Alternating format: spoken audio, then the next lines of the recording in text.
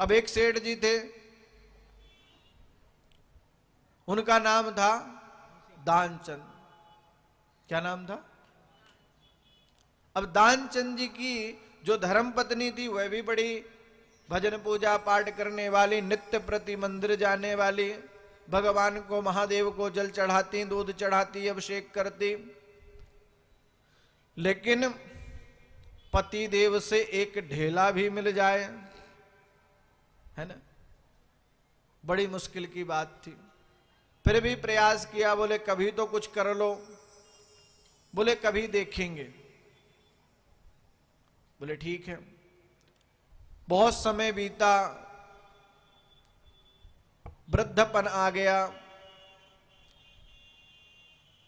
दानचंद जी ने सोचा कि क्यों ना कुछ दान कर लिया जाए। पत्नी देवी नित्य प्रति लगी रहती हैं, कुछ दान करो दान करो, क्या दान करें। पर चलो कोई बात नहीं, बोले पत्नी ने कहा दान नहीं कर सकते तो कोई बात नहीं, कुछ परिश्रम सेवा ही कर लो। भाई जरूरी नहीं कि पैसे का दान करो, कुछ शरीर के द्वारा ही सेवा कर लो। अरे शरीर के द्वारा नहीं कर सकते तो कोई बात नहीं, मन के द्वारा भजन तो कर सकते हैं, भजन ही कर लो, माला ही जप लो। बोले वो तो सब ठीक है। तो बोले पत्नी देवी ने कहा एक काम करो, आप कुछ भी नहीं कर सकते तो एक काम करो, पास में गंगा जी हैं। क्या?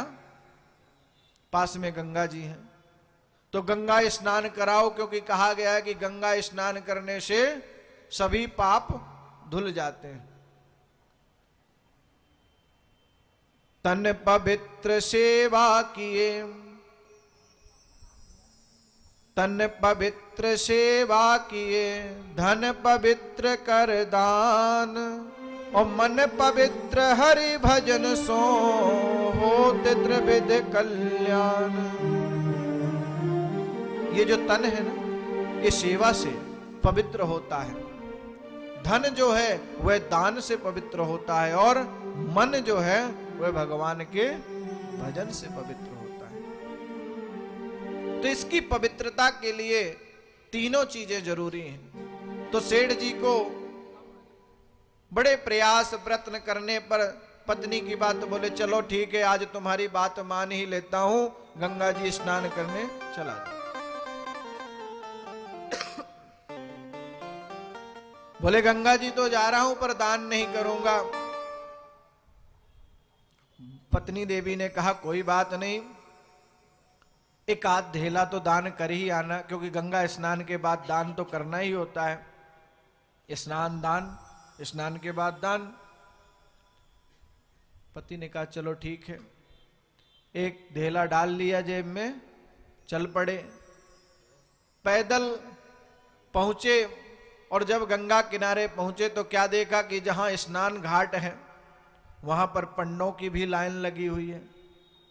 देखा कि जैसे ही लोग स्नान करके बाहर आ रहे हैं कि पंडा जी तुरंत उनको तिलक चंदन कलावा लगाने लगते हैं, संकल्प दिलवाने लगते हैं, पूर्वजों के नाम बताने लगते हैं। क्योंकि गंगा जी के किनारे जो पंडा बैठते हैं ना, उनके पास पूरा बही खाता होता है ना, कि हमारे पूर्वज बुजुर्ग कौन थे, दादा परदादा, 3 पीढ़ी 4 पीढ़ी 7 पीढ़ी का वो डेटा निकाल के सामने रख देते हैं। तो ज्ञानी जो दानचंद जी हैं, उन्होंने सोचा अरे यहां स्नान किया तो दान करना पड़ जाएगा। तो उन्होंने क्या किया, बोले घाट से 1 किलोमीटर दूर जहां कोई पंडा नहीं था। अब भगवान भी भक्त की चातुर्यता को देख करके फिर मजे लेते हैं। बोले तू डाल डाल तो हम पात पात, है ना। बोले जब हमारा भक्त इतना होशियार है तो सोचो भगवान कितना होशियार होगा। भक्त के अंदर चालाकी है तो भगवान के अंदर कितनी चालाकी होगी। दानचंद ने एकांत में घाट ढूंढा, कपड़े रखे और जैसी डुबकी लगाई सोई बाहर से आवाज आई, अलख निरंजन। सोई दानचंद जी देखने लगे, अरे अभी तो यहां कोई था ही नहीं, ये कहां से आ गए। बोले तुम कहां से आ गए भैया, इस घाट में कोई पंडों का घाट थोड़े ना, ये तो खुला घाट है।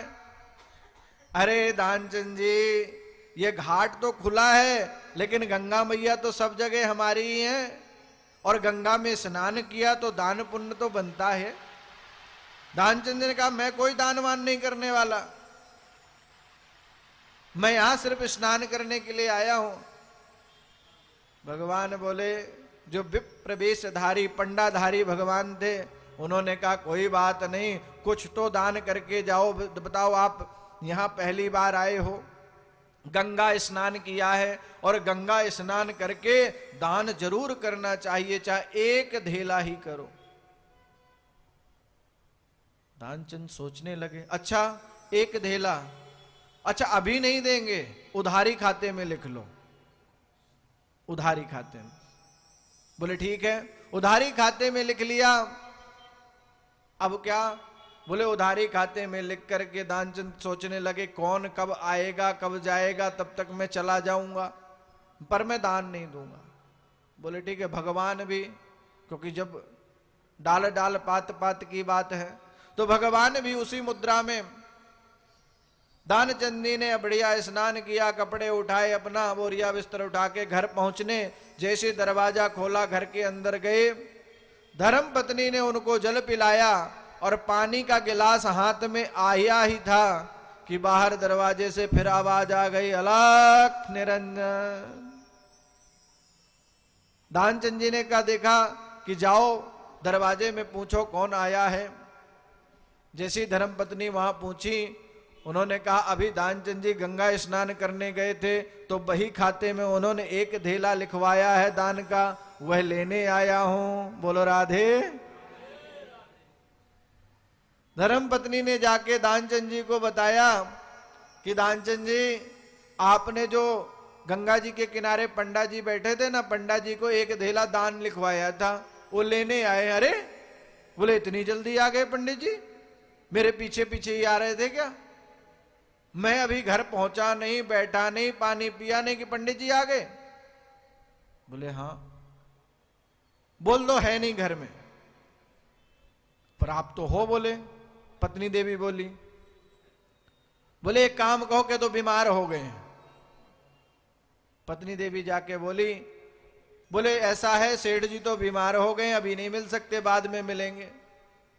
बोले अरे राम राम राम, बीमार हो गए? अरे मेरे पास बहुत अच्छी जड़ी बूटी है, मैं खिला देता हूं, ठीक हो जाएंगे। वो बोली मैं पूछ के आती हूं। अंदर गई, सेठ जी को बोला, अच्छा। बोले पीछे पड़ गया। बोले मुझे तो खानी नहीं है। बोले कह दो मर गए। बोले बोल दो मर गए। पत्नी देवी बोली आप तो जिंदा बैठे हो, मैं कैसे बोल दूं मर गए? अरे बोले झूठी मुट्ठी बोल दे। बोले झूठी मुट्ठी बोल दूं? बोले हाँ बोल दे, पर दान नहीं दूंगा।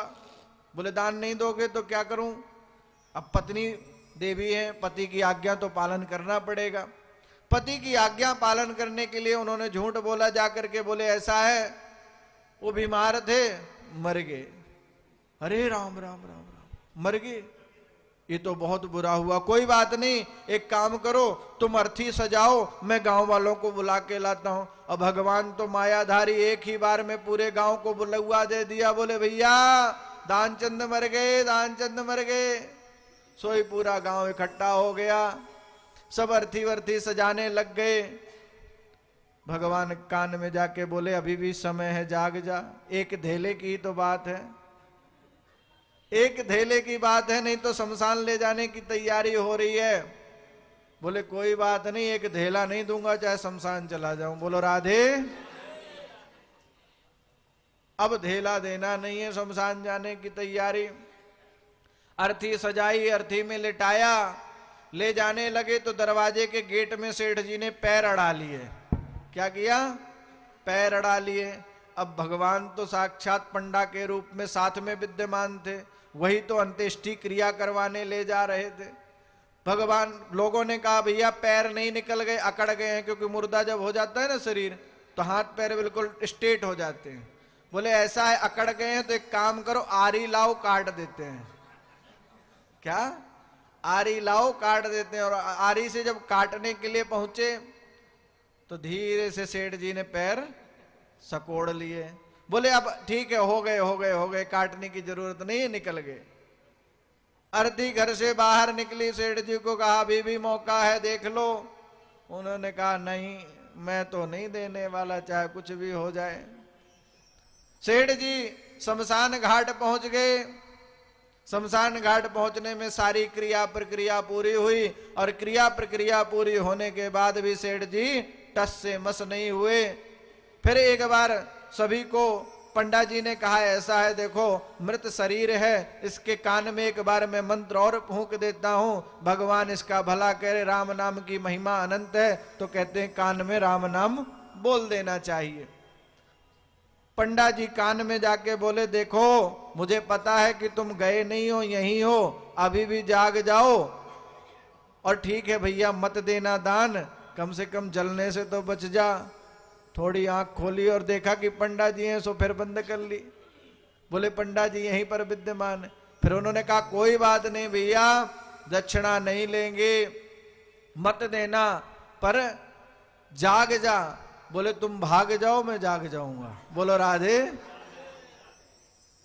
तो भगवान ने कहा, वाह रे भक्त, एक धेले के लिए शमशान तक आ गया, अर्थी पे लेट गया, अब बस आग लगने बाकी है। आग लगाने वाले थे कि भगवान ने कहा, जा हमने तुझे एक धेले से भी मुक्त किया, अब तो जाग जा। तो कुछ लोग ऐसे भी होते हैं दानचंद जैसे, कि चाहे चमड़ी चली जाए पर दमड़ी न जाए। बोलो राधे। तो इस प्रकार से भगवत कृपा के लिए जरूरी है कि आप दान पुण्य जप तप पूजा पाठ करते और कराते रहें।